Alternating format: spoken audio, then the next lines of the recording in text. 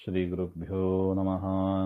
ಸೃಷ್ಟಿಸ್ಥಿತ್ಯಪ್ಯೇಹ ನಿಯತಿದೃಶಿತಮೋ ಬಂಧಮೋಕ್ಷಾಶ್ಚ ಯಸ್ಮಾತ್ ಅಸ್ಯ ಶ್ರೀ ಬ್ರಹ್ಮರುದ್ರ ಪ್ರಭೃತಿ ಸುರನರದ್ವೀಷಶತ್ರುವಾತ್ಮಕಸ್ಯ ವಿಷ್ಣೋರ್ವ್ಯಸ್ತಾ ಸಮಸ್ತಾ ಸಕಲಗುಣನಿಧಿಃ ಸರ್ವದೋಷವ್ಯಪೇತಃ ಪೂರ್ಣಾನಂದೋ ವ್ಯಯೋ ಯೋ ಗುರುರಪಿ ಪರಮಃ ಚಿಂತಯೇತಂ ಮಹಾಂತಂ.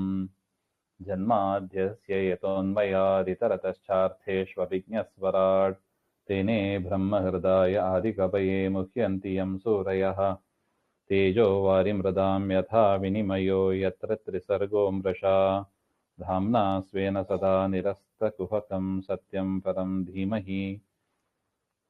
नारायणं नमस्कृत्य नरं चैव नरोत्तमं देवीं सरस्वतीं व्यासं ततो जयमुदीरयेत्. कृष्णाय वासुदेवाय हरये परमात्मने प्रणतः क्लेशनाशाय गोविन्दाय नमो नमः. ಶ್ರೀಮದ್ ಭಾಗವತ ದ್ವಿತೀಯ ಸ್ಕಂದ ನವಮೋಧ್ಯಾಯದಲ್ಲಿ 11ನೇ ಶ್ಲೋಕ.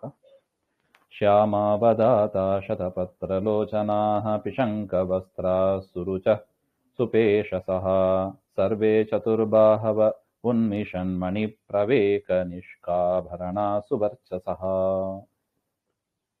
ಅಂದರೆ ಪರಮಾತ್ಮ ಬ್ರಹ್ಮದೇವರಿಗೆ ತನ್ನ ಲೋಕ ಶ್ವೇತದ್ವೀಪವನ್ನ ದರ್ಶನ ಮಾಡಿದ ಹಾಗೆ ಅಂತ, ಅಲ್ಲಿ ಹೇಗಿತ್ತು ಅಂತ ಅದರ ವರ್ಣನೆ, ಒಂದು ರೀತಿಯಾಗಿ ವೈಕುಂಠ ವರ್ಣನೆ ಇದು. ಅಲ್ಲಿರುವ ಜನರು ಹೇಗಿದ್ರು ಹಾಗೆ ಅಂದ್ರೆ, ಸರ್ವೇ ಚತುರ್ಬಾಹವಃ, ಎಲ್ಲರೂ 4 ಭುಜ, ಮತ್ತು ಶ್ಯಾಮಾವತಾತ, ನಿರ್ಮಲವಾದ ಸ್ವಭಾವ, ಬಣ್ಣ ಎಲ್ಲವೂ, ಯಾವ ಮಲಾಂಬಾದೇ ಇಲ್ಲ ಅಲ್ಲಿ. ಶತಪತ್ರ ಲೋಚನಾ, ಕಮಲದಂತ ಹರಳಿದ ಕಣ್ಣುಗಳು. ಪಿಶಂಗ ವಸ್ತ್ರ, ಪೀತಾಂಬರವನ್ನು ಧರಿಸಿದಾಗಿ. ಸುರುಚ, ಒಳ್ಳೆಯ ಪ್ರಭೆ, ಕಾಂತಿ, ಶರೀರದಿಂದ ಒಳ್ಳೆಯ ಕಾಂತಿ. ಸುಪೇಶಸಃ, ಒಳ್ಳೆಯ ಸೌಂದರ್ಯ, ಅದು ಸ್ವರೂಪ ದೇಹ ನೋಡಿ, ಒಳ್ಳೆಯ ಸೌಂದರ್ಯ ಇರುತ್ತದೆ, ಕಾಂತಿ ಇರುತ್ತದೆ.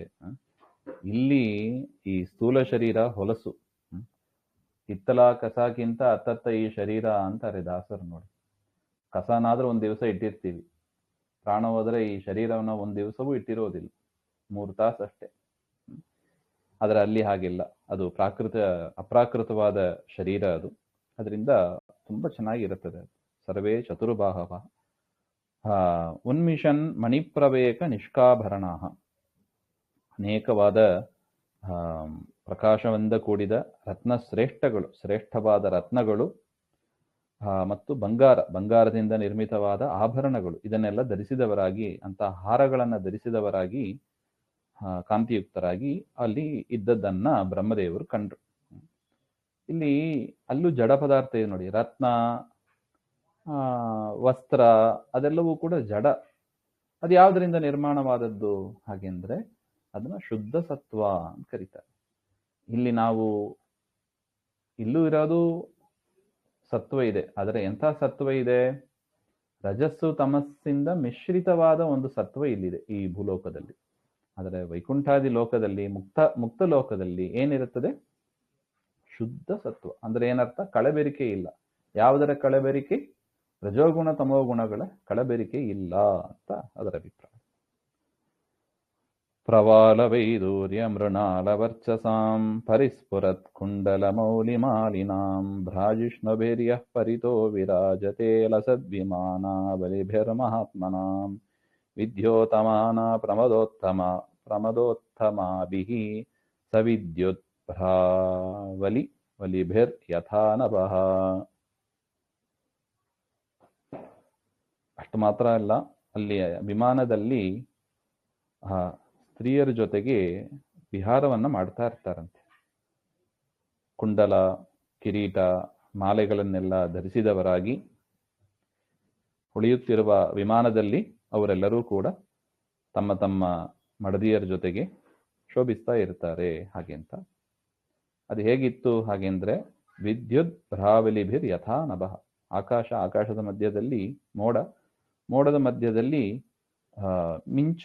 ಮಿಂಚು ಇದ್ರೆ ಹೇಗೆ ಪ್ರಕಾಶಮಾನವಾಗಿ ಇರ್ತದೆ, ಆ ತರ ಅಲ್ಲಲ್ಲಿ ಪ್ರಕಾಶಮಾನವಾಗಿ ಇತ್ತು ಅಂತ ಹೇಳ್ತಾರೆ. ಆ ಮುಕ್ತ ಜನರು ಕಾಣಿಸ್ಕೊಡ್ತಾ ಇದ್ರು ಹಾಗೆ. ಅದರಿಂದ ಮೋಕ್ಷದಲ್ಲೂ ಕೂಡ ಸ್ತ್ರೀ ಪುರುಷರ ಆ ಒಂದು ಸಂಬಂಧ ಎಂಬುದು ಇದ್ದೇ ಇರುತ್ತದೆ ಹಾಗೆ ಅಂತ. ನಿಯತ ಪತಿ ಪತ್ನಿಯರು ಅಂತ ಅಲ್ಲಿ ಇದ್ದೇ ಇರ್ತಾರೆ ಹಾಗೆ ಅಂತ. ಶ್ರೀರ್ಯತ್ರ ರೂಪಿಣ್ಯುರುಗಾಯ ಪಾದಯೋಃ ಕರೋತಿ ಮಾನಂ ಬಹುಧಾ ವಿಭೂತಿಭಿಃ ಪ್ರೇಂಕಶ್ರಿತಾಯ ಕುಸುಮಾಕರಾನುಗೈಃ ವಿಗೀಯಮಾನ ಪ್ರಿಯಕರ್ಮ ಗಾಯತಿ. ಅಲ್ಲಿ ಲಕ್ಷ್ಮೀದೇವಿ ಪ್ರತ್ಯಕ್ಷದಿಂದ ಪರಮಾತ್ಮನ ಪೂಜೆಯನ್ನ ಮಾಡ್ತಾ ಇದ್ದಾರೆ. ಬಹುಧಾ ವಿಭೂತಿಭಿ, ತನ್ನ ಅನೇಕ ರೂಪಗಳನ್ನ ಧರಿಸಿ ಮಾಡ್ತಾ ಇದ್ದಾರಂತೆ. ಪ್ರೇಂಕಶ್ರಿತ, ಒಂದು ದೋಲ ಅಂದ್ರೆ ಅದೇ ಉಯ್ಯಾಲೆ ಅಂತಾರ ನೋಡಿ, ಸ್ವಿಂಗ್. ಅದರಲ್ಲಿ ಕುಳಿತವರಾಗಿ ಪರಮಾತ್ಮನ ತೊಡೆ ಮೇಲೆ ಇಟ್ಟುಕೊಂಡು, ಪರಮಾತ್ಮ ಮಲಗಿ ಅವನ ಪಾದವನ್ನು ತೊಡೆ ಮೇಲೆ ಇಟ್ಟುಕೊಂಡು ಪಾದ ಸೇವನೆ ಮಾಡ್ತಾ ಇರ್ತಾರೆ ಹಾಗೆ ಅಂತ. ಕುಸುಮಾಕಾರಾನುಗೈಹಿ ವಿಗೀಯಮಾನಃ ಪ್ರಿಯಕರ್ಮ ಗಾಯತಿ, ಸುಂದರವಾಗಿ ಗಾನವನ್ನ ಮಾಡ್ತಾ ಇದ್ದಾರಂತೆ ಲಕ್ಷ್ಮೀದೇವಿ ಪರಮಾತ್ಮನ ಸೇವೆ. ಅದು ಹೇಗಿರ್ತದೆ ಅಂದ್ರೆ, ವಸಂತ ಕಾಲದಲ್ಲಿ ಕೋಗಿಲೆ ಮುಂತಾದವುಗಳೆಲ್ಲ ಹೇಗೆ ಕೂಗುತ್ತದೆ ಅದನ್ನು ಅನುಸರಿಸಿ, ಲಕ್ಷ್ಮೀದೇವಿಯ ಗಾನವನ್ನು ಅನುಸರಿಸಿ ಇಲ್ಲಿ ಇರುತ್ತದೆ ಹಾಗೆ ಅಂತ.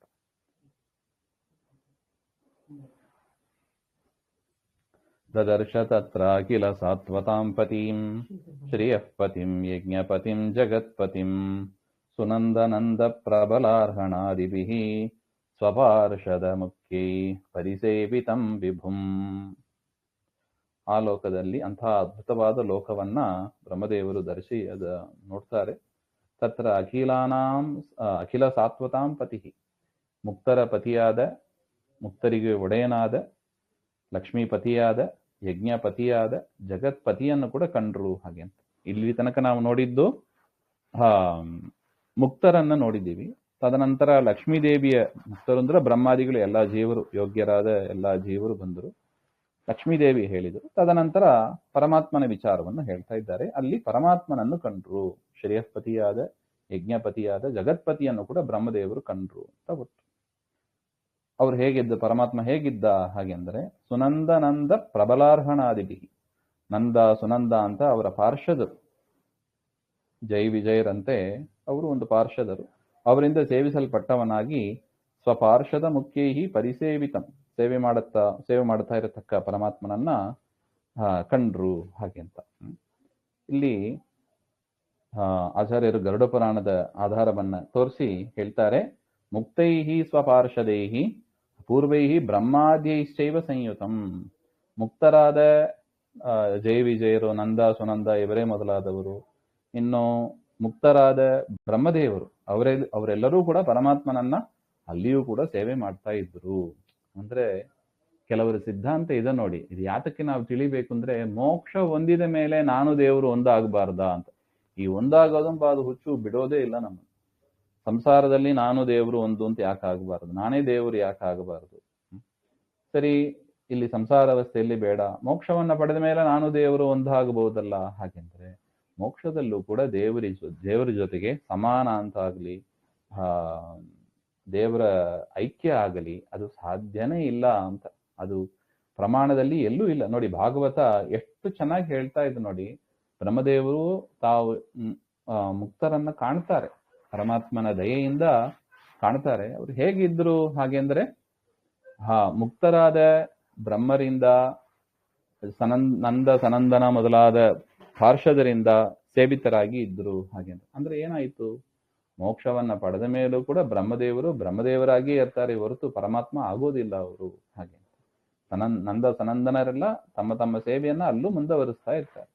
ಸಂಸಾರದಲ್ಲಿ ಏನ್ ಮಾಡ್ತಾ ಇದ್ರು ಅದರದ್ದೇ ಮುಂದುವರಿತಾ ಇರ್ತಾರೆ. ಅದರಿಂದ ಸಂಸಾರದಲ್ಲಿ ಸರಿಯಾಗಿ ಇರಕ್ಕೆ ನಾವು ಕಲಿಬೇಕು. ಇದು ಟ್ರೈನಿಂಗ್ ಸೆಂಟರ್. ಇದು ಪರಮಾತ್ಮನ ಸೇವೆ ಹೇಗೆ ಮಾಡಬೇಕು ಅಂತ ಚೆನ್ನಾಗಿ ಕಲಿತವರನ್ನ ಪರಮಾತ್ಮ ಅಲ್ಲಿಗೆ ಮೋಕ್ಷದಲ್ಲಿ ಕಳಿಸ್ಕೊತಾನೆ. ಮಾಡಿ ಮಾಡಿ ರೂಢಿಯಾಗಿರುತ್ತೆ. ಅದರಿಂದ ಪರಮಾತ್ಮನ ಕೈಂಕರ್ಯ, ಶಾಸ್ತ್ರಾದಿಗಳ ಶ್ರವಣ, ಇದನ್ನ ಮೋಕ್ಷದಲ್ಲೂ ನಾವು ಮಾಡ್ಲಿಕ್ಕಿದೆ. ಅದರಿಂದ ಇಲ್ಲಿ ಸರಿಯಾಗಿ ಕೇಳಿ ಅಭ್ಯಾಸ ಮಾಡ್ಕೊಂಡ್ಬಿಟ್ರೆ ಪರಮಾತ್ಮ ಅಲ್ಲೂ ಕೂಡ ಅದನ್ನ ಮಾಡ್ಲಿಕ್ಕೆ ಅನುಕೂಲ ಮಾಡಿ ಕೊಡ್ತಾನೆ ಅಂತ ಸೇವಕರಿಂದ ಸೇವಿಸಲ್ಪಟ್ಟ ಪರಮಾತ್ಮನನ್ನ ಬ್ರಹ್ಮದೇವರು ಕಂಡ್ರು ಹಾಗೆ. ಭೃತ್ಯ ಪ್ರಸಾದಾಭಿಮುಖಂ ದೃಗಾಸಭೈಃ ಪ್ರಸನ್ನ ಸಾರುಣ ಲೋಹಚಾನನಂ. ಲೋಹಚನಾನನಂ ಕಿರೀಟಿನಂ ಕುಂಡಲಿನಂ ಚತುರ್ಭುಜಂ ಪೀತಾಂಶುಕಂ ವಕ್ಷಸಿ ಲಕ್ಷಿತಂ ಶ್ರಿಯಾ ಅದ್ಯಾರ್ಹಣೀಯಾಸನಮಾಸ್ಥಿತಂ ವಿಭುಂ ವೃತಂ ಚತುಷ್ಷೋಡಶ ಪಂಚಶಕ್ತಿಭಿಃ ಯುಕ್ತಂ ಭಗೈ ಸ್ವೈರಿತ ರತ್ನಚಾಧ್ರುವೈಃ ಸ್ವಯೇವ ಧಾಮ ನಮ್ರಮಾಣಮೀಶ್ವರಂ. ಪರಮಾತ್ಮನ ವಿಚಾರವನ್ನೇ ಮತ್ತೆ ಹೇಳ್ತಾ ಇದ್ದಾರೆ. ಭೃತ್ಯ ಪ್ರಸಾದಾಭಿಮುಖಂ, ಪರಮಾತ್ಮ ತನ್ನ ಭೃತ್ಯರನ್ನು ನೋಡ್ತಾನಂತೆ. ಅಲ್ಲಿ ಭೃತ್ಯರು ಅಂದ್ರೆ ಯಾರು? ಮೋಕ್ಷವನ್ನು ಹೊಂದಿದ ಭೃತ್ಯರು ಅಂತ ಅರ್ಥ. ಅಂಥ ಭಕ್ತರ ಮೇಲೆ ಆನಂದದಿಂದ ಕೂಡಿದ ದೃಷ್ಟಿ, ಆನಂದಪೂರ್ಣವಾದ ಕರುಣಾಪೂರ್ಣವಾದ ದೃಷ್ಟಿಯನ್ನ ಅವರ ಮೇಲೆ ಪರಮಾತ್ಮ ಹಾಕ್ತಾನಂತೆ. ಇದು ದೊಡ್ಡ ಸೌಭಾಗ್ಯ. ಇದು ದೇವರು ನಮ್ಮ ಮೇಲೆ ದೃಷ್ಟಿ ಹಾಕಿದ ಅಂಬಾದ್ರೆ ನಮ್ಮ ದೊಡ್ಡ ಭಾಗ್ಯ. ಇದು ಮೋಕ್ಷದಲ್ಲೂ ಅಷ್ಟೇ ಅಂತ ಹೇಳ್ತಾ ಇದ್ದಾರೆ. ಅದು ದೇವರ ಪ್ರಸಾದ. ಅದರಿಂದ ದೃಗಾಸವೈಹಿ ಅಮೃತಪೂರ್ಣ ದೃಷ್ಟಿಬಿಹಿ ಅಂತ, ಅಮೃತಪೂರ್ಣವಾದ ದೃಷ್ಟಿ ಅದು. ಮತ್ತು ಮಂದಹಾಸದಿಂದ ಕೂಡಿದ ಪರಮಾತ್ಮನ ಮುಖ, ಕಿರೀಟ ಕುಂಡಲ ಚತುರ್ಭುಜಧಾರಿಯಾಗಿ ಪೀತಾಂಬರವನ್ನು ಧರಿಸಿ ವಕ್ಷಸ್ಥರದಲ್ಲಿ ಲಕ್ಷ್ಮಿಯನ್ನು ಕೂಡ ಧರಿಸಿದವನಾಗಿ ಪರಮಾತ್ಮ ಕಂಗೊಳಿಸ್ತಾ ಇದ್ದ ಅಂತ. ಮತ್ತು ಪರಮಾತ್ಮ ಅದ್ಯಾರ್ಹಣೀಯಾಸನಮಾಸ್ಥಿತಂ, ಅನಂತ ಅಂತ ಒಂದು ಯೋಗಪೀಠದಲ್ಲಿ ಇದ್ದವನಾಗಿ, ವೃತಂ 4 ರೂಪ 16 ರೂಪ ಪಂಚ ಅಂತ ಪರಮಾತ್ಮನ ರೂಪಗಳು, ಅದರಿಂದ ಸೇವಿಸಲ್ಪಟ್ಟವನಾಗಿ, ಅಂದ್ರೆ ಅದರಿಂದ ಸುತ್ತುವರಿಯಲ್ಪಟ್ಟವನಾಗಿ ಮಧ್ಯದಲ್ಲಿ ತಾನಿದ್ದು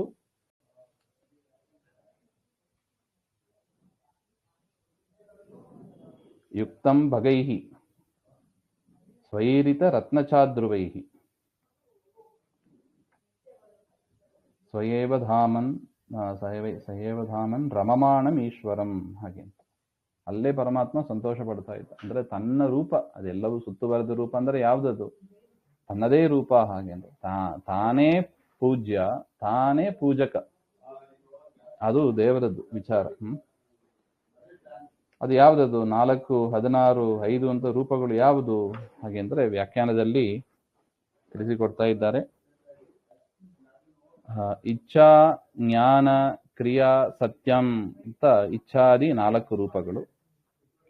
ಇನ್ನು ಮೋಚಕಾಶ್ಚೇವ ಸೂಕ್ಷ್ಮ ಚ ತಥಾ ಸೂಕ್ಷ್ಮಾಮೃತಾಂಬಿ ಜ್ಞಾನಾಮೃತ ಧ್ಯಾಯನಿ ಚ ವ್ಯಾಪಿನಿ ವ್ಯೋಮರೂಪಣಿ ಅನಂತಾ ಚೈವ ಸಂಪ್ರೋಕ್ತ ಮೋಚಕಾದ್ಯಾಶ್ಚ ಶಕ್ತಯ ಅಂತ ಇದು 8 ಶಕ್ತಿಗಳು. ಮತ್ತು ಅಣಿಮಾ ಮಹಿಮಾ ಅಂತ ಪ್ರಮಾಣ ಪ್ರಸಿದ್ಧವಾದ 8 ಯೋಗಗಳು. ಅದನ್ನು ಕೂಡ 8 ಶಕ್ತಿಗಳು ಅಂತಾನೆ ಕರೀತಾರೆ. ಒಟ್ಟು 16 ಷೋಡಶ ಶಕ್ತಯ ಹಾಗೆ ಅಂತ ಇದನ್ನ 16 ಶಕ್ತಿ ಅಂತ ಕರೀತಾರೆ. ಮತ್ತು ವಾಸುದೇವ ಪ್ರದ್ಯುಮ್ನ ಸಂಕರ್ಷಣ ಅನಿರುದ್ಧ ಅಂತ 4 ರೂಪ. ಈ ರೀತಿಯಾಗಿ ಪರಮಾತ್ಮ ಮಧ್ಯದಲ್ಲಿ ನಾರಾಯಣ, ಸುತ್ತುವರೆದದ್ದು ಕೂಡ ಪರಮಾತ್ಮನ ರೂಪಗಳೇ ಹಾಗೆ ಅಂತ.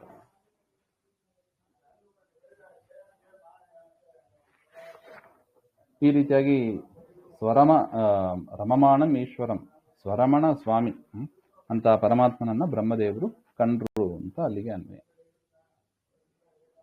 ಇನ್ನು ತದ್ದರ್ಶನಾಹ್ಲಾದ ಪರಿಪ್ಲುತಾಂತರೋ ಹೃಷ್ಯತ್ತನು ಪ್ರೇಮ ಭರಾಶ್ರುಲೋಚನಃ ನನಾಮ ಪಾದಾಂಬುಜಮಸ್ಯ ವಿಶ್ವಸೃಕ್ ಯತ್ಪಾರಮಂಸ್ಯೇನ ಪದಾಧಿಗಮ್ಯತೆ. ಅಂತಹ ಪರಮಾತ್ಮನ ಅದ್ಭುತವಾದ ದರ್ಶನ, ಅದನ್ನು ನೋಡಿದ ಕೂಡಲೇ ಬ್ರಹ್ಮದೇವರ ಕಣ್ಣಲ್ಲಿ ಆನಂದ ಬಾಷ್ಪ ಅಂತ. ಹರೇಹೇ ದರ್ಶನ ಆನಂದೇನ ಆರ್ದ್ರೀಭೂತಂ ಅಂತಃಕರಣಂ. ಅವರ ಮನಸ್ಸು ಕರಗಿತ್ತು, ಮನಸ್ಸಿನಲ್ಲಿ ಭಕ್ತಿ ಇನ್ನೂ ಹೆಚ್ಚಾಯಿತು. ಅದರಿಂದ ಸಂತೋಷ ಭರಿತವಾದ ಆ ಮನಸ್ಸು ಅಂತಃಕರಣದಿಂದ ರೋಮಾಂಚಿತರಾಯಿತು. ಅವರ ಶರೀರ ರೋಮಾಂಚಿತವಾಯಿತು. ಅಂತ ಪ್ರೇಮ ಭರದಿಂದ, ಭಕ್ತಿ ಉದ್ರೇಕದಿಂದ ಕಣ್ಣೆಲ್ಲ ತುಂಬಿತ್ತು ಅಂತ ಹೇಳ್ತಾರೆ. ಅಂತ ಪರಮಾತ್ಮನನ್ನ ನನಾಮ, ಪರಮಾತ್ಮನ ಪಾದಾಂಬುಜಕ್ಕೆ ವಿಶ್ವಸೃಕ್, ವಿಶ್ವವನ್ನು ಸೃಷ್ಟಿ ಮಾಡತಕ್ಕ ಬ್ರಹ್ಮದೇವರು ಅಂತ ಪರಮಾತ್ಮನನ್ನು ಕಂಡು ನಮಸ್ಕರಿಸಿದರು ಅಂತ. ಎಂಥ ಪಾದ ಅದು? ಹಾಗೆ ಅಂದ್ರೆ ಯತ್ ಪಾರಮಹಂಸೇನ ಪಥಾಧಿಗಮ್ಯತೆ, ಜ್ಞಾನ ಮಾರ್ಗದಲ್ಲಿ ಯಾರು ಹೋಗ್ತಾರೆ ಅವರಿಗೆ ಮಾತ್ರ ಸಿಗತಕ್ಕ ಪಾದ ಅದು. ಅಂಥ ಪರಮಾತ್ಮನ ಪಾದಕ್ಕೆ, ಪದಾಂಬುಜಕ್ಕೆ ನಮಸ್ಕಾರ ಮಾಡಿದರು ಅಂತ ಮುಂದೆ. ತಂ ಪ್ರೀಯಮಾನಂ ಸಮುಪಸ್ಥಿತಂ ಕವಿಂ ಪ್ರಜಾ ವಿಸರ್ಗೇ ನಿಜ ಶಾಸನಾರ್ಹಣಂ ಬಭಾಷ ಈಷತ್ ಸ್ಮಿತ ಶೋಚಿಷಾ ಗಿರಾ ಪ್ರಿಯ ಪ್ರಿಯಂ ಪ್ರೀತಮನಃ ಕರೆ ಸ್ಪೃಶನ್. ಈ ರೀತಿಯಾಗಿ ನಮಸ್ಕಾರ ಮಾಡಿದ ಪರಮಾತ್ಮನನ್ನ, ಬ್ರಹ್ಮದೇವರನ್ನ ಪ್ರಜಾಭಿಸರ್ಗೆ ನಿಜಶಾಸನ ಅರ್ಹಣಂ, ಪ್ರಜೆಗಳನ್ನು ಸೃಷ್ಟಿ ಮಾಡೋದಕ್ಕೆ ತುಂಬ ಯೋಗ್ಯರಾದವರು ಬ್ರಹ್ಮದೇವರು. ಅದರಿಂದ ಪರಮಾತ್ಮ ಅವರನ್ನು ಅಪಾಯಿಂಟ್ ಮಾಡ್ತಾನೆ. ಅದರಿಂದ ಅಂತ ಯೋಗ್ಯರಾದ ಬ್ರಹ್ಮದೇವರ ಕುರಿತು ಪರಮಾತ್ಮ ಕೆಲವು ಮಾತುಗಳನ್ನ ಹೇಳ್ತಾನಂತ. ಈಶಿತ್ ಸ್ಮಿತ ಶೋಷಿಷಾ ಗಿರಾ,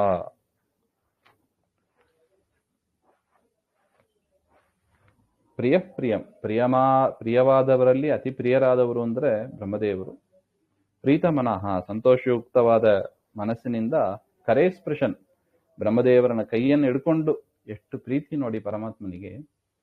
ಪರಮಾತ್ಮನ ಕೈಯನ್ನು ಅಂದ್ರೆ ಇದು ಯಾವುದು ಪರಮಾತ್ಮ? ಪರಮಾತ್ಮ ತಾನು ಪ್ರತ್ಯಕ್ಷನಾಗಿ ಬ್ರಹ್ಮದೇವರಿಗೆ ಉಪದೇಶವನ್ನ ಇದನ್ನೆಲ್ಲ ಮಾಡಿ ತನ್ನ ಶ್ವೇತದ್ವೀಪ ಲೋಕವನ್ನು ತೋರಿಸಿದ್ದು. ಅಲ್ಲಿದ್ದ ಪರಮಾತ್ಮ, ಇಲ್ಲಿ ಬ್ರಹ್ಮದೇವರ ಎದುರುಗಡೆ ಪ್ರತ್ಯಕ್ಷನಾದ ಪರಮಾತ್ಮ, ಇಬ್ರು ಒಬ್ಬರೇ.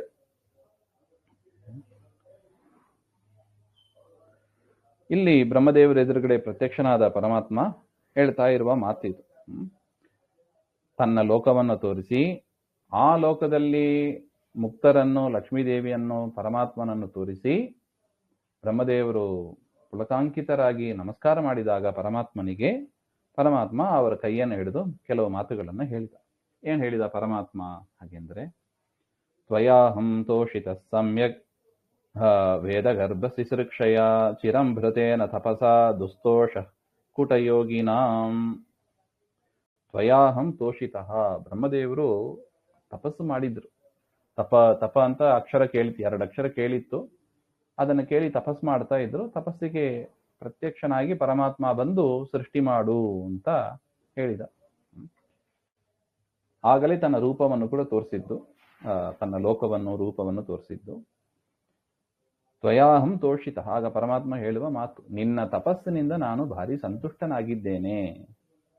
ವೇದಗರ್ಭ ಹಾಗೆ ಅಂತ ಸಂಬೋಧನೆ ಮಾಡ್ತಾನೆ ಪರಮಾತ್ಮ ಬ್ರಹ್ಮದೇವರನ್ನು. ವೇದದ ಗರ್ಭ, ವೇದದ ವಿಚಾರವನ್ನ ಚೆನ್ನಾಗಿ ಅರಿತವರು ಅಂತ ಅರ್ಥ. ಸಿಸೃಕ್ಷಯ ಚಿರಂ ಭೃತೇನ ತಪಸ, ಸೃಷ್ಟಿ ಮಾಡಬೇಕು ಎನ್ನುವ ಇಚ್ಛೆಯಿಂದ ನನ್ನ ಆಜ್ಞೆ ಮೇರೆಗೆ ನೀನು ಈ ಸೃಷ್ಟಿ ಮಾಡಬೇಕು ಅಂತ ಇಚ್ಛೆ ನಿನ್ನಲ್ಲಿ ಹುಟ್ಟಿದೆ. ಅದು ಸೃಷ್ಟಿ ಮಾಡಬೇಕು ಅಂದ್ರೆ ಇದ್ದಾಗಿದ್ದಾಗಿ ಸೃಷ್ಟಿ ಮಾಡಿದ್ರೆ ಆಗೋದಿಲ್ಲ. ಏನ್ ಮಾಡಬೇಕು? ಮೊದಲು ತಪಸ್ ಮಾಡಬೇಕು. ಎಷ್ಟು ಚಂದ ಇದೆ ನೋಡಿ. ಯಾವುದೇ ಒಂದು ಕಾರ್ಯ ಯಶಸ್ವಿಯಾಗಿ ಆ ಕಾರ್ಯವನ್ನ ಮಾಡಿ ಅದನ್ನ ಮುಗಿಸಿ ಗೆಲುವು ಆಗಬೇಕು ಹಾಗೆಂದ್ರೆ ಮೊದಲು ಏನ್ ಮಾಡಬೇಕು? ತಪಸ್ ಮಾಡಬೇಕು ಅಂತ ನೋಡಿ. ಬ್ರಹ್ಮದೇವರು ಮೊದಲು ತೋರಿಸಿಕೊಟ್ಟದ್ದೇ ಅದು. ಸೃಷ್ಟಿ ಮಾಡಬೇಕು ಅಂತ ಸೀದಾ ಹೋಗಿ ಸೃಷ್ಟಿ ಏನ್ ಮಾಡಬೇಕು ಅದನ್ನೆಲ್ಲ ಕೈ ಹಾಕಿಲ್ಲ ಅವರು. ಅದೇ ತರ ನಾವು ಕೂಡ ಅಡಿಗೆ ಮಾಡಬೇಕು ಅಂದ್ರೆ ಸೀದಾ ಅಡಿಗೆ ಮನೆಗೆ ಹೋಗಿ ಕೆಲಸ ಶುರು ಮಾಡಿಬಿಡ್ಬಾರ್ದು. ಆರಂಭದಲ್ಲಿ ಏನ್ ಮಾಡಬೇಕು? ಪರಮಾತ್ಮನ ಸ್ತೋತ್ರವನ್ನ ಮಾಡಬೇಕು. ಯಾವುದೇ ಕಾರ್ಯ ಪ್ರಾರಂಭ ಮಾಡಬೇಕು. ಅದಕ್ಕೆ ನೋಡಿ, ಪಾಠ ಪ್ರಾರಂಭವಾಗುವಾಗಲೂ ಕೂಡ ಒಂದಿಷ್ಟು ಶ್ಲೋಕವನ್ನ ನಾವು ಹೇಳ್ತೀವಿ. ಮಂಗಳಾಚರಣೆ ಶ್ಲೋಕ ಮೊದಲಿಂದ ಬಂದ ಪದ್ಧತಿ ಅದು. ಯಾವುದೇ ಕಾರ್ಯ ಆಗಲಿ, ಅಷ್ಟು ದೀರ್ಘಕಾಲ ತಪಸ್ಸು ಅಂತ ನಾವು ಮಾಡ್ಲಿಕ್ಕೆ ಆಗದೇ ಇದ್ರು ಕೂಡ ಕನಿಷ್ಠ ಒಂದು ಸ್ತೋತ್ರ, ಒಂದು ದಾಸರ ಪದಗಳು ಹೇಳಿಯೇ ಒಂದು ಕಾರ್ಯವನ್ನ ನಾವು ಶುರು ಮಾಡಬೇಕು. ಸ್ನಾನ ಇರಬಹುದು, ಅಡಿಗೆ ಇರಬಹುದು, ಅಥವಾ ಎಲ್ಲರೂ ಹೊರಗಿನ ಪ್ರಯಾಣ ಇರಬಹುದು. ಒಂದು ದೇವರ ಸ್ತೋತ್ರವನ್ನ ಪಠನೆ ಮಾಡಿಯೇ ನಾವು ಮುಂದೆ ಹೆಜ್ಜೆ ಇಡಬೇಕು. ಅದು ಮೊದಲಿಂದ ಬಂದ ಕ್ರಮ ಅದು. ಬ್ರಹ್ಮದೇವರು ತಾವು ಸೃಷ್ಟಿ ಮಾಡಿಂದು ಕೂಡಲೇ ಸೃಷ್ಟಿಯನ್ನ ಪ್ರಾರಂಭ ಮಾಡಿಲ್ಲ. ಮಾಡಿದ್ದೇನು? ತಪಸ್ಸೆ. ಗೃಹಸ್ಥರಾಗ್ಲಿಕ್ಕಿದ್ದಾರೆ, ಏನ್ ಮಾಡಬೇಕು? ಬ್ರಹ್ಮಚಾರಿಗಳಾಗಿದ್ದವರು, ಕನ್ಯೆಯೂ ಇರಬಹುದು, ಬ್ರಹ್ಮಚಾರಿಗಳು ಇರಬಹುದು, ಗೃಹಸ್ಥರಾಗ್ತಾರೆ. ಹಾಗೆಂದ್ರೆ ಮೊದಲು ಪರಮಾತ್ಮನ ಕುರಿತಾಗಿ ತಪಸ್ಸು ಮಾಡಬೇಕು. ಪರಮಾತ್ಮನ ಸೇವೆಯನ್ನ ಚೆನ್ನಾಗಿ ಮಾಡಿರ್ಬೇಕು. ಆಗಲೇ ಅವರ ಗೃಹಸ್ಥ ಜೀವನ ಚೆನ್ನಾಗಿ ಇರುತ್ತದೆ. ಅದಕ್ಕೆ ಗೌರಿ ಪೂಜೆ ಇತ್ಯಾದಿಗಳನ್ನೆಲ್ಲ ಮೊದಲೇ ಮಾಡ್ತಾರೆ ನೋಡಿ. ಆ ಮದುವೆ ಸಂದರ್ಭದಲ್ಲೂ ಮಾಡೋದು ಉಂಟು. ಪರಮಾತ್ಮನ ತಪಸ್ಸು ಇಲ್ಲದೆ ಯಾವ ಕಾರ್ಯವೂ ಕೂಡ ಶೋಭಿಸೋದಿಲ್ಲ. ಬ್ರಹ್ಮದೇವರು ಅದನ್ನೇ ಪರಮಾತ್ಮ ಹೇಳ್ತಾ ಇದ್ದ ನೋಡಿ. ದೇವರಿಗೆ ಎಷ್ಟು ಕರುಣೆ ನೋಡಿ. ಭಕ್ತರು ಏನ್ ಮಾಡಿದ್ರೋ ಅದನ್ನ ದೇವರು ಹೊಗಳ್ತಾನೆ. ನೀನು ಹೀಗೆ ಮಾಡಿದಿ ಹಾಗೆ ಅಂತ. ನಿನ್ನ ತಪಸ್ಸಿನಿಂದ ನಾನು ಸಂತುಷ್ಟನಾಗಿದ್ದೇನೆ. ಸೃಷ್ಟಿ ಮಾಡಬೇಕು ಎಂಬ ಒಂದು ಇಚ್ಛೆಯಿಂದ ಆರಂಭದಲ್ಲಿ ನೀನು ತಪಸ್ಸನ್ನ ಮಾಡಿದ್ದಿ. ಆ ತಪಸ್ಸಿನಿಂದ ನಾನು ಪ್ರಸನ್ನನಾಗಿದ್ದೇನೆ. ಈ ರೀತಿಯಾಗಿ ನಾನು ಪ್ರಸನ್ನನಾಗಿ ವರವನ್ನ ಕೊಡೋದು ಅದು ಎಲ್ಲರಿಗೂ ಆಗೋದಿಲ್ಲ. ದುಸ್ತೋಷಃ ಕೂಟಯೋಗಿನ. ಸಾಮಾನ್ಯವಾಗಿ ನನ್ನನ್ನು ಸಂತೋಷಪಡಿಸೋ ತಪಸ್ಸಿನಿಂದ ಅಷ್ಟು ಸುಲಭ ಅಲ್ಲ. ಅಷ್ಟು ಬೇಗ ನಾನು ಪ್ರಸನ್ನನಾಗೋದಿಲ್ಲ. ಆದರೂ ಕೂಡ ನೀನು ಮಾಡಿದ ತಪಸ್ಸಿನಿಂದ ನಾನು ಪ್ರಸನ್ನನಾಗಿ ನಿನಗೆ ಅನುಗ್ರಹ ಮಾಡ್ತಾ ಇದ್ದೇನೆ. ವರಂವರಯ ಭದ್ರಂತೆ ವರೇಶಂ ಮಾಂ ಅಭಿವಾಂಚಿತಂ ಸರ್ವಶ್ರೇಯ ಪರಿಶ್ರಾಮ ಪುಂಸಾಂ ಮದ್ದರ್ಶನ ಅವಧಿ. ಅದರಿಂದ ನಿನಗೇನು ವರ ಬೇಕೋ ಕೇಳು, ವರ ಕೊಡ್ತೇನೆ ನಾನು ಹಾಗೆ. ವರೇಶಂ ಮಾಂ ಅಭಿವಾಂಚಿತಂ. ನನ್ನನ್ನು ಕೇಳು, ನಾನು ವರೇಶ, ಎಲ್ಲ ವರಗಳನ್ನು ಕೊಡುವ ಸಾಮರ್ಥ್ಯ ನನಗಿದೆ, ನನ್ನನ್ನು ಕೇಳು ಹಾಗೆ. ಸರ್ವಶ್ರೇಯ ಪರಿಶ್ರಾಮ. ನೀ ಏನ್ ಬೇಕೋ ಎಲ್ಲವೂ ನಿನಗೆ ಆಗ್ತದೆ. ಯಾವಾಗ? ಮದ್ದರ್ಶನಾತ್. ಕೇವಲ ನನ್ನ ದರ್ಶನದಿಂದಲೇ ನೀ ಏನೇನು ಮನಸ್ಸಿನಲ್ಲಿ ಅಂದುಕೊಂಡಿದ್ಯಾ ಅದೆಲ್ಲವೂ ಆಗ್ತದೆ. ಅದಕ್ಕೆ ನಮಗೇನಾದ್ರು ಕಾರ್ಯ ಸಿದ್ಧಿ ಆಗಬೇಕು, ಮನಸ್ಸಿನಲ್ಲಿ ನಾವು ಅಂದುಕೊಂಡದ್ದು ಆಗಬೇಕು, ಮೊದಲು ಹೋಗಿ ದೇವರ ಮುಂದೆ ನಿಲ್ಲಬೇಕು. ಅದು ಗ್ರಂಥಗಳು ಇರ್ಬೋದು, ಪ್ರತಿಮೆಗಳು ಇರ್ಬೋದು, ದೇವರ ಮುಂದೆ ನಿಲ್ಲಬೇಕು.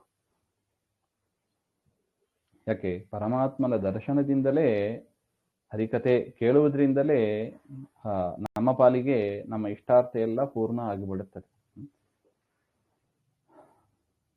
ಅದು ಪರಮಾತ್ಮ ನೋಡಿ. ಪರಮಾತ್ಮ ನುಡಿದದ್ದು ಕೇವಲ ಬ್ರಹ್ಮದೇವರಿಗೆ ಮಾತ್ರ ಅಲ್ಲ, ಅದು ಪ್ರತಿಯೊಬ್ಬರಿಗೂ ಹೇಳಿರುವ ವಿಚಾರ. ಅದನ್ನ ಯಾಕೆ ವೇದವ್ಯಾಸರು ಇಲ್ಲಿ ಡಾಕ್ಯುಮೆಂಟ್ ಮಾಡಬೇಕು ಭಾಗವತದಲ್ಲಿ? ಇದು ಯಾವುದೋ ಬ್ರಹ್ಮದೇವರಿಗೆ ಸಂಬಂಧಪಟ್ಟದ್ದು ಅಂತ ಅಷ್ಟು ಮಾತ್ರ ಸೀಮಿತ ಅಂತ ತಿಳಿಬೇಡಿ ಅಂತ. ನಾವು ಕೂಡ ಹೇಗೆ ಮಾಡಬೇಕು ಎಂಬ ಅದನ್ನ ದೊಡ್ಡವರಿಂದ ಕಲಿಬೇಕು. ಆದರೆ ವ್ಯತ್ಯಾಸ ಇಷ್ಟೇ, ದೇವರು ನಮ್ಮೇನು ಸೃಷ್ಟಿ ಮಾಡು ಅಂತ ಹೇಳಲ್ಲ, ಗೊತ್ತು ನಮಗೆ ಯೋಗ್ಯತೆನೇ ಇಲ್ಲ. ಅದಕ್ಕೆ ಹಿಂದೆ ಹೇಳಿಬಿಟ್ರು, ನಿಜ ಶಾಸನ ಅರ್ಹನಂ. ಸೃಷ್ಟಿ ಮಾಡು ಅಂತ ಹೇಳೋದಕ್ಕೆ, ಶಾಸನ ಮಾಡೋದಕ್ಕೆ ಅರ್ಹನಾದವರು ಬ್ರಹ್ಮದೇವರು ಹಾಗೆ ಅಂತ. ಅಂದ್ರೆ ಬೇರೆಯವರಲ್ಲಿ ಆ ಅರ್ಹತೆನೇ ಇಲ್ಲ. ನಮ್ಮನ್ನ ಕರೆದು ಏನು ಬ್ರಹ್ಮಸೂತ್ರ ಭಾಷೆ ಬರಿ ಅಂತ ಹೇಳ್ತಾರ? ಅದಕ್ಕೆ ಅಂತ ವಾಯುದೇವರನ್ನ ಇಟ್ಟಿದ್ದಾನೆ. ಆ ಭಾಷ್ಯಕ್ಕೆ ಟೀಕೆಯನ್ನ ಬರಿ ಅಂತ ಹೇಳಿದಾರ? ಅದಕ್ಕೆ ಟೀಕಾಕೃತ್ಪಾದರು ಇದ್ದಾರೆ. ನಮ್ಮನ್ನ ಟಿಪ್ಪಣಿ ಬರಿ ಅಂತ ಹೇಳಲ್ಲ, ಅದಕ್ಕೂ ಕೂಡ ವ್ಯಾಸರಾಜರು, ರಘುತ್ಮ ಸ್ವಾಮಿಗಳು, ರಾಘವೇಂದ್ರ ಸ್ವಾಮಿಗಳು ಅವರೆಲ್ಲ ಇದ್ದೇ ಇದ್ದಾರೆ. ಅಷ್ಟೇ ಯಾಕೆ, ಹಾಡು ಬರಿ ಅಂತೂ ಕೂಡ ಹೇಳಲ್ಲ. ಅದಕ್ಕೆ ಅಂತ ದೇವರು ಇಟ್ಟಿದ್ದಾನೆ. ನಾರದರು ಅಥವಾ ಪುರಂದರದಾಸರು, ವಿಜಯದಾಸರು ಮುಂತಾದವರು ಇದ್ದಾರೆ. ನಾವೇನ್ ಮಾಡಬೇಕು? ಮತ್ತೆ ಎಲ್ಲ ಮಾಡಿ ಆಗಿದೆ. ಅವರು ಮಾಡಿದ್ದನ್ನ ಕೇಳಬೇಕಷ್ಟೆ. ಯಾಕೆ? ನಮಗೆ ಅದನ್ನ ರಚನೆ ಮಾಡುವ ಯೋಗ್ಯತೆ ನಮಗಿಲ್ಲ. ನಮ್ಮಿಂದ ಆಗದೇ ಇರೋದನ್ನ ದೇವರು ಮಾಡು ಅಂತ ನಮಗೆ ಹೇಳೋದೇ ಇಲ್ಲ. ಯಾರಿಂದ ಯಾವುದು ಸಾಧ್ಯನೋ ಅದನ್ನ ಮಾಡೋದಕ್ಕೆ ಅದು ದೇವರಿಗೆ ಗೊತ್ತು. ಅವರನ್ನ ಆಯೋಜಿಸಿ ಪರಮಾತ್ಮ ಕೆಲಸವನ್ನ ಮಾಡ್ತಾನೆ ನೋಡಿ. ಬ್ರಹ್ಮದೇವರಿಗೆ ಆ ಸಾಮರ್ಥ್ಯ ಇದೆ ಅಂತ ದೇವರಿಗೆ ಗೊತ್ತು, ಅವರ ಯೋಗ್ಯತೆನೇ ಅಂಥದ್ದು ಅಂತ ದೇವರಿಗೆ ಗೊತ್ತು. ಅದರಿಂದ ನನ್ನ ದರ್ಶನದಿಂದಲೇ ಎಲ್ಲ ಕೆಲಸವೂ ಸಿದ್ಧಿ ಆಗ್ತದೆ. ಅಂದ್ರೆ ಏನರ್ಥ? ನಮ್ಮ ಯೋಗ್ಯತೆಗೆ ತಕ್ಕಂತೆ ಕೆಲಸಗಳು ಸಿದ್ಧಿ ಆಗ್ತದೆ ಹಾಗೆ. ಮನೀಷಿತಾನಾಂ ಅನುಭಾವೋಯಂ ಮಮ ಲೋಕಾವಲೋಕನಂ ಯದುಪಶ್ರಿತ್ಯ ರಹಸಿ ಚಕರ್ಥ ಪರಮಂ ತಪಃ ಏತಚ್ಚ ಮದ್ದಿಷ್ಟ ತಪಃ ಸಾಮರ್ಥ್ಯೇನೈವ ತ್ವಯಾ ಪ್ರಾಪ್ತಂ ಮಿಥ್ಯಾಹ. ಅಲ್ಲ, ಇಷ್ಟೆಲ್ಲ ಆಯ್ತಲ್ಲ, ದೇವರ ದರ್ಶನ ಮಾಡಿದ್ದು, ದೇವರ ಲೋಕವನ್ನ ದರ್ಶನ ಮಾಡಿದ್ದು, ಆ ಲೋಕದಲ್ಲಿ ಮತ್ತೆ ಮುಕ್ತರನ್ನು, ಲಕ್ಷ್ಮೀದೇವಿಯನ್ನು, ಪರಮಾತ್ಮನನ್ನು ಕಂಡದ್ದು, ಇದೆಲ್ಲ ಬ್ರಹ್ಮದೇವರಿಗೆ ಯಾವುದರಿಂದ ಸಾಧ್ಯ ಆಯಿತು? ಹಾಗೆಂದ್ರೆ ತಪಸ್ಸು ಅಂತ ಹೇಳ್ತಾ ಇದ್ದಾರೆ. ಇದು ಪರಮಾತ್ಮ ಹೇಳುವ ಮಾತು. ನೀ ಏನ್ ತಪಸ್ ಮಾಡಿದೆಯಲ್ಲ, ಆ ತಪಸ್ಸಿನ ಸಾಮರ್ಥ್ಯದಿಂದಲೇ ಇದೆಲ್ಲವೂ ಕೂಡ ಆಗ್ತಾ ಇದೆ ಹಾಗೆಂತ. ಇಲ್ಲಿ ಮನೀಷಿತ ಹಾಗೆಂದ್ರೆ ತಪಸ್ಸು, ತಪಸ್ಸಿನ ಅನುಭವದಿಂದ ನಿನಗೆ ಈ ತರ ಆಗಿದೆ ಅಂತ ಹೇಳ್ತಾರೆ. ಮನೀಷಿತ ಅನುಭಾವೋಯಂ, ನೀನ್ ಅನುಭವಿಸಿದಿ ಇದೆಲ್ಲವೂ ಕೂಡ ತಪಸ್ಸಿನ ಪ್ರಭಾವ ಹಾಗೆ ಅಂತ. ಅಯಂ ಮಮ ಲೋಕಾವಲೋಕನಂ, ನನ್ನ ಲೋಕ ದರ್ಶನ ಇದು ತಪಸ್ಸಿನ ಫಲ ಅಂತ ತಿಳಿ ಹಾಗೆ ಅಂತ. ಅಂದ್ರೆ ತಪಸ್ಸು ದೇವರಿಗೆ ಎಷ್ಟು ಪ್ರಿಯ ನೋಡಿ, ಅದನ್ನ ಹೇಳ್ತಾ ಇದ್ದಾರೆ. ಯದ್ ಉಪಶ್ರುತ್ಯ ರಹಸಿ, ನಾನು ನಿನಗೆ ರಹಸ್ಯದಲ್ಲಿ ಹೇಳಿದ್ದು ಏನು, 2 ಅಕ್ಷರ ಹೇಳಿದೆ, ತಪ ಹಾಗೆ ಅಂತ. ತಪ ತಪ ಅಂತ ಅಷ್ಟೇ 2 ಬಾರಿ ಹೇಳಿದೆ. ಅದನ್ನ ಇಟ್ಟುಕೊಂಡು ನೀ ಏನು ಶ್ರೇಷ್ಠವಾದ ತಪಸ್ಸನ್ನ ಮಾಡಿದೆಯಲ್ಲ, ಆ ಶ್ರೇಷ್ಠವಾದ ತಪಸ್ಸಿನ ಫಲ ಇದು ಅಂತ ನೀನು ತಿಳ್ಕೋ ಹಾಗೆಂತ. ಅಂದ್ರೆ ಏನರ್ಥ, ಇನ್ನು ಮುಂದೆ ನಿನಗೆ ಏನಾರು ಮಾಡುವ ಕಾರ್ಯದಲ್ಲಿ ತೊಂದರೆ ಆದರೂ ಕೂಡ ಈ ರೀತಿಯಾದ ತಪಸ್ಸನ್ನ ನೀನು ಮುಂದುವರಿಸು ಅಂತ. ಅಂದ್ರೆ ಇದು ಒಂದು ಉಪಾಯ ಅಂತ ತಿಳಿ ಅಂತ ಹೇಳ್ತಾನೆ. ತಪಸ್ಸು ಮಾಡೋದು ದೊಡ್ಡ ಉಪಾಯ. ಅದು ನಮಗೇನೇನು ಇಷ್ಟಾರ್ಥ ಪೂರೈಸಬೇಕು, ನಮ್ಮ ಮನಸ್ಸಿನ ಬಯಕೆಗಳು ಪೂರ್ಣ ಆಗಬೇಕು, ತೆಗೆದುಕೊಂಡ ಕಾರ್ಯ ಸಿದ್ಧಿ ಆಗಬೇಕು, ಏನ್ ಮಾಡ್ಬೇಕು, ಒಂದೇ ಒಂದು ಉಪಾಯ, ಏನು, ತಪಸ್ಸು ಮಾಡು, ತಪಸ್ಸು ಮಾಡು ಹಾಗೆ ಅಂತ. ನೋಡಿ ತಪಶಬ್ದಕ್ಕೆ ಏನರ್ಥ ಮುಂದೆ ಹೇಳ್ತಾ ಇದ್ದಾರೆ.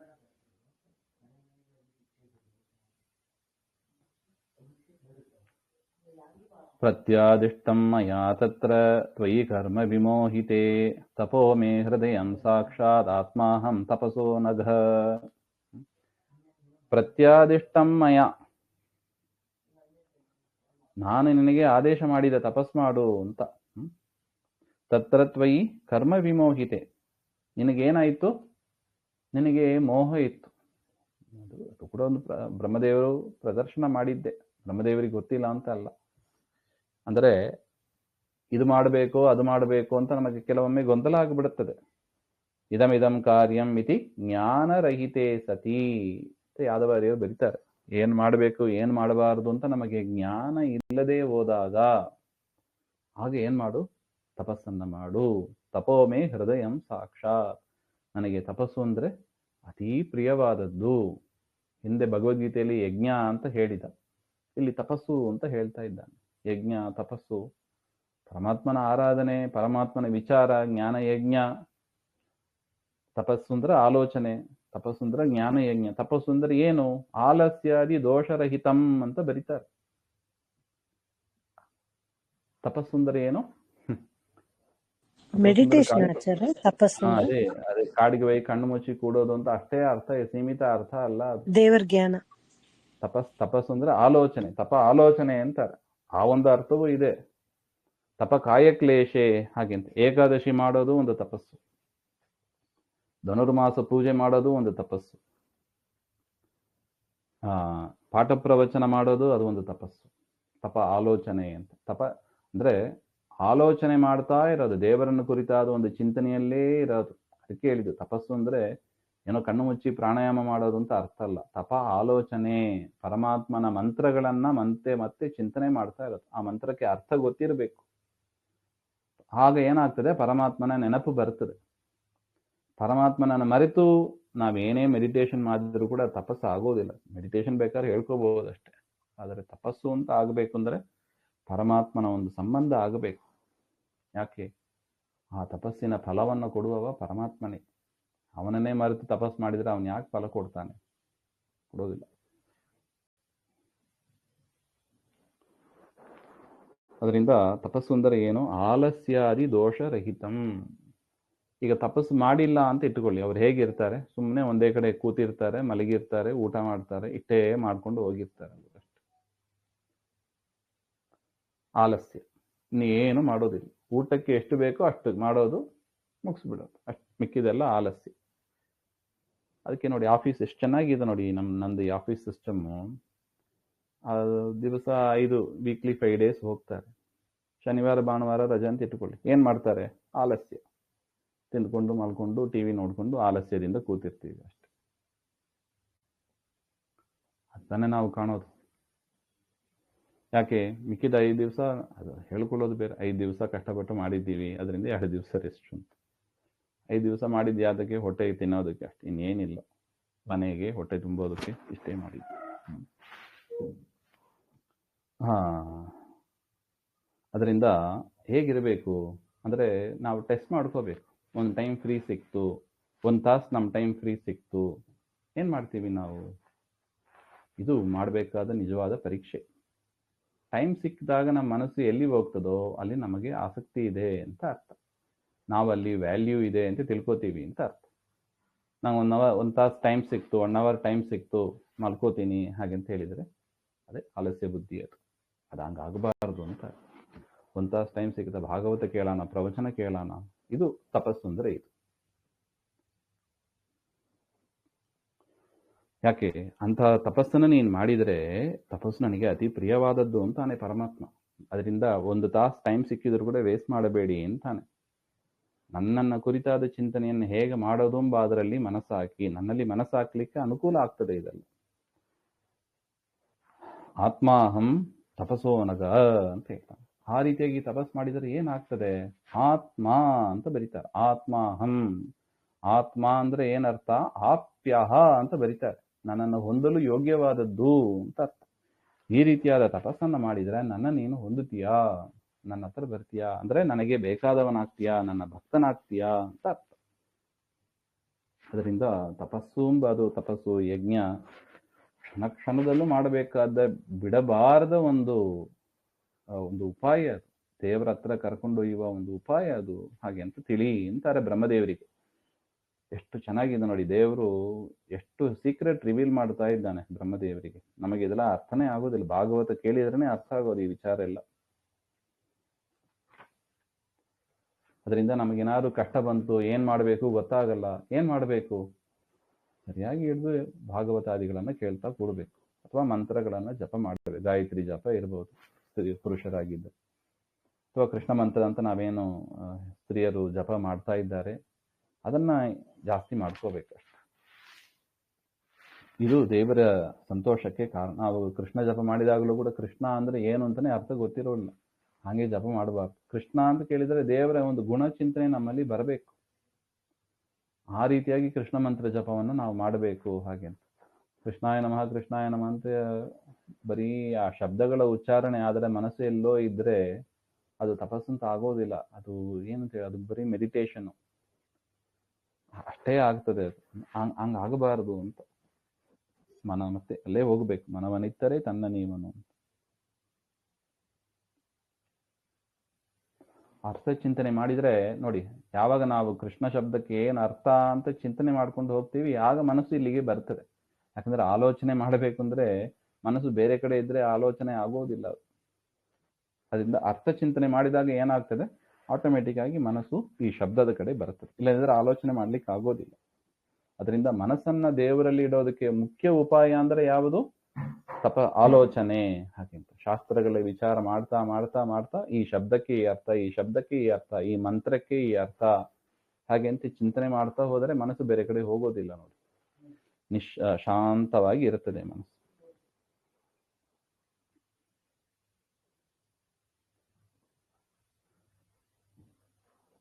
ಸೃಜಾಮಿ ತಪಸೈ ವೇದಂ ಗ್ರಸಾಮಿ ತಪಸಾ ಪುನಃ ಬಿಭರ್ಮಿ ತಪಸಾ ವಿಶ್ವಂ ವೀರ್ಯಂ ಮೇ ದುಸ್ತರಂ ತಪಃ. ಎಷ್ಟು ಕೊಂಡಾಡ್ತಾನೆ ನೋಡಿ ಪರಮಾತ್ಮ ತಪಸ್ಸನ್ನ. ಮತ್ತೊಂದು ಕಾರಣವನ್ನು ಹೇಳ್ತಾನೆ, ಈ ತಪಸ್ಸಿನಿಂದಲೇ ನಾನು ಈ ಜಗತ್ತನ್ನ ಸೃಷ್ಟಿ ಮಾಡ್ತೇನೆ. ಮತ್ತು ಗ್ರಸಾಮಿ, ಈ ತಪಸ್ಸಿನಿಂದಲೇ ನಾನು ಈ ಪ್ರಳಯ ಕಾಲದಲ್ಲಿ ಈ ಜಗತ್ತನ್ನ ನಾಶ ಮಾಡ್ತೇನೆ, ಲಯ ಮಾಡ್ತೇನೆ. ಹಾಗೆಂತ ಇದಂ ಅಂದ್ರೆ ವಿಶ್ವಂ ಅಂತ ಅರ್ಥ. ಈ ಜಗತ್ತನ್ನ ನಾನು ಸೃಷ್ಟಿ ಮಾಡುವುದು ತಪಸ್ಸ, ನಾನು ಸಂರಕ್ಷಣೆ ಮಾಡುವುದು ತಪಸ್ಸಿನಿಂದಲೇ, ನಾನು ನಾಶ ಮಾಡುವುದು ಕೂಡ ತಪಸ್ಸಿನಿಂದಲೇ. ಬಿಭರ್ಮಿ ತಪಸಾ ವಿಶ್ವಂ ಅದೇ ಅರ್ಥ. ಬಿಭರ್ಮಿ ಅಂದ್ರೆ ಏನು? ಪಾಲಯಾಮಿ ಅಂತ ಅರ್ಥ. ತಪಸ್ಸಿನಿಂದಲೇ ನಾ ಈ ಜಗತ್ತನ್ನ ಪಾಲನೆ ಮಾಡ್ತೇನೆ ಹಾಗೆ ಅಂತ ಅರ್ಥ. ಅಂದ್ರೆ ತಪಸ್ಸು ಅಂದ್ರೆ ಏನು? ನಾವು ಮಾಡತಕ್ಕ ತಪಸ್ಸು ಅಂತ ತಿಳಿಬಾರ್ದು. ದೇವರದ್ದು ಎಲ್ಲವೂ ಕೂಡ ಜ್ಞಾನಮಯವಾದದ್ದು ಅಂತ. ತಪೋ ನ ಸಂತಾಪಾತ್ಮಕಂ ಭಗವತಿ ತದಸಂಭವಾತ್ ಅಂತ ಬರೀತಾರೆ ಯಾದವಾರ್ಯರು. ನಾವು ತಪಸ್ ಮಾಡೋದಕ್ಕೂ ದೇವರು ತಪಸ್ ಮಾಡೋದಕ್ಕೂ ವ್ಯತ್ಯಾಸ ಇದೆ ಅಂತಾರೆ. ನಾವು ತಪಸ್ ಮಾಡ್ತೀವಿ, ಹೌದು, ನಮಗೆ ಅದರಿಂದ ತಾಪ ಆಗ್ತದೆ. ಏಕಾದಶಿ ಅದು ಒಂದು ತಪಸ್ಸು ಮಾಡಿದರೆ ತಾಪ ಆಗ್ತದೆ ನಮಗೆ. ಅದೇ ತರ ದೇವರು ತಪಸ್ಸು ಅಂತ ಹೇಳ್ಕೊತಾ ಇದ್ದಾನೆ ತನ್ನನ್ನ. ನಾನು ತಪಸ್ಸು, ನಾನು ತಪಸ್ಸು ಅಂದ್ರೆ ಏನರ್ಥ? ಇದಕ್ಕೆ ನೋಡಿ ಆಚಾರ್ಯರು ಬೇಕು ಅಂತ ಹೇಳೋದು, ಇದಕ್ಕೆ ನಮಗೆ ಅರ್ಥನೇ ಆಗೋದಿಲ್ಲ. ಇದು ಏನು ದೇವರು ತಪಸ್ಸು ಅಂದ್ರೆ ಏನರ್ಥ? ಹಾಗೆಂದ್ರೆ ಸ್ವಯಂ ತಪಸ್ಸೈ ವೇದಂ ಬಿಭರ್ತಿ ಜ್ಞಾನಮೇವ ಹಿ ತಪಶಬ್ದಾವಿದಂ. ತಪಸ್ಸು ಅಂದರೆ ಏನರ್ಥ? ಇಲ್ಲಿ ದೇವರ ವಿಚಾರದಲ್ಲಿ ಜ್ಞಾನ ಅಂತ ಅರ್ಥ. ಜ್ಞಾನದಿಂದ ಯುಕ್ತ. ತಪಶಬ್ದಕ್ಕೆ ಜ್ಞಾನ ಅಂತ ಅರ್ಥ. ಜ್ಞಾನದಿಂದ ಜ್ಞಾನ ರೂಪ ಹರಿಹಿ ಅತಃ. ದೇವರು ಅಂದ್ರೆ ಎಂತವ? ಜ್ಞಾನ ರೂಪ ದೇವರು. ತಪಸ್ಸು ಅಂದ್ರೆ ಏನರ್ಥ? ಇಲ್ಲಿ ತಪಸ್ಸು ಅಂದ್ರೆ ಮೆಡಿಟೇಷನ್ ಅಂತ ತಿಳ್ಕೋಬಾರ್ದು, ತಾಪ ಅಂತ ಚಿಂತನೆ ಮಾಡಬಾರ್ದು. ಮತ್ತೆ ಏನು? ಹಾಗೆಂದ್ರೆ ಬೃಹತ್ ಸಂಹಿತ ಅಂತ ಒಂದು ಗ್ರಂಥ, ಅದರ ಪ್ರಮಾಣವನ್ನು ಕೊಟ್ಟು ಆಚಾರ್ಯರು ನಿರೂಪಣೆ ಮಾಡ್ತಾ ಇದ್ದಾರೆ. ಜ್ಞಾನ ರೂಪ ತಪಸ್ಸು ಅಂದ್ರೆ ಜ್ಞಾನ, ತಪೋಮಯ ಅಂದ್ರೆ ಜ್ಞಾನ ರೂಪನಾಗಿ ಪರಮಾತ್ಮ ಇದ್ದಾನೆ. ಜ್ಞಾನ ವೀರ್ಯೋ ಜ್ಞಾನ ಬಲೋ ಜ್ಞಾನಾನಂದ ಉದಾಹೃತ. ದೇವ್ರದ್ದು ಜ್ಞಾನ, ಅವನ ವೀರ್ಯವೂ ಜ್ಞಾನಮಯ. ವೀರ್ಯ ಅಂದ್ರೆ ಏನು? ಪರಾಕ್ರಮ, ಅದು ಕೂಡ ಜ್ಞಾನಮಯ. ದೇವರ ಬಲ ಅದು ಜ್ಞಾನಮಯ. ದೇವರ ಆನಂದ ಅದು ಜ್ಞಾನಮಯ. ಎಲ್ಲವೂ ಜ್ಞಾನಮಯ ಅಂತ ಆ ವಾಕ್ಯದ ಅಭಿಪ್ರಾಯ ಬೃಹತ್ ಸಂಹಿತಾದಲ್ಲಿ ಹೇಳಿದ್ದಾರೆ. ಅದರಿಂದ ತಪಸ್ಸಿನಿಂದಲೇ ನಾನು ಸೃಷ್ಟಿ ಮಾಡ್ತೇನೆ, ಸಂರಕ್ಷಣೆ ಮಾಡ್ತೇನೆ, ಪ್ರಳಯವನ್ನು ಕೂಡ ನಾನು ಮಾಡ್ತೇನೆ ಅಂದರೆ ಏನರ್ಥ? ಜ್ಞಾನದ ಸಹಿತನಾಗಿ, ಜ್ಞಾನ ರೂಪ ನಾನು, ಆ ರೀತಿಯಾಗಿ ನಾನು ಮಾಡ್ತೇನೆ ಅಂತ. ವೀರ್ಯಂ ಮೇ ದುಸ್ತರಂ ತಪಃ. ನನ್ನಲ್ಲಿರುತ್ತೆ ವೀರ್ಯ ಮುಂತಾದವುಗಳು ಎಲ್ಲವೂ ಕೂಡ ಅದು ತಪಸ್ಸೆ. ಅದೆಂಥದಾಗಿ ಇರುತ್ತದೆ? ದುಸ್ತರಂ ಅಂದ್ರೆ ತರ್ತುಂ ಅಶಕ್ಯಂ. ಅದು ಅಪಾರವಾದದ್ದು ಅಂತ ಅರ್ಥ. ಯಾರಿಂದಲೂ ಕೂಡ ಮೀರ್ಲಿಕ್ಕೆ ಸಾಧ್ಯ ಇಲ್ಲದು ಅಂತ ವೀರ್ಯ, ಜ್ಞಾನ, ಬಲ ಎಲ್ಲವೂ ಕೂಡ ಏನು? ಅದು ಜ್ಞಾನ ರೂಪವೇ ಆಗಿದೆ ಅಂತ. ಅದರಿಂದ ನೀನು ತಪಸ್ಸನ್ನ ಮಾಡು. ನಿನಗೇನೇನು ಕಷ್ಟ ಬಂತೋ ಆ ಸಂದರ್ಭದಲ್ಲಿಲ್ಲ ನೀನು ತಪಸ್ಸನ್ನ ಮಾಡ್ತಾ ಹೋಗು ಅಂತ ಪುಟ್ಟ ಅಭಿಪ್ರಾಯ. ಅದಕ್ಕೆ ವರವನ್ನ ಕೇಳು ಅಂತ ಬ್ರಹ್ಮದೇವರಿಗೆ ಹೇಳಿದರು. ಬ್ರಹ್ಮದೇವರು ಏನು ಹೇಳಿದರು ಎಂಬ ಅದನ್ನ ಮುಂದೆ ನೋಡೋಣ. ಸರ್ವಗುಣ ಸಂಪೂರ್ಣ ಸರ್ವದೋಷ ವಿವರ್ಜಿತ ಪ್ರಿಯತಾಂ ಪ್ರೀತೇ ಬಾಲಂ ವಿಷ್ಣುರ್ಮೇ ಪರಮ ಸುಹೃತ್ ಶ್ರೀಮಧ್ವಾಂತರ್ಗತ ಶ್ರೀಕೃಷ್ಣಾರ್ಪಣಮಸ್ತು. ಶ್ರೀಹರೇ ನಮಃ.